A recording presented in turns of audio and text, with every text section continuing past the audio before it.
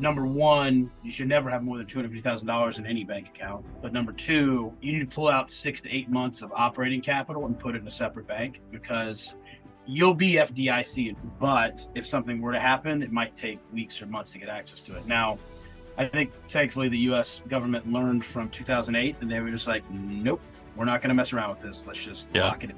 It's going to have an impact. The government taking the steps they took, I think, will mitigate that, but it was a weird weekend, to be sure.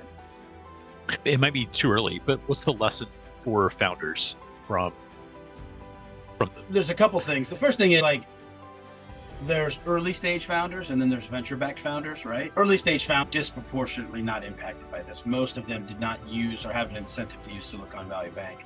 It's really the startups that had venture backing, that had massive amounts on deposit, where they got, like, they were giving away $50,000 in AWS credits if you had over $200,000 in your account and stuff like that. I think the lesson is, like, if you have that much capital, never put it all in one place.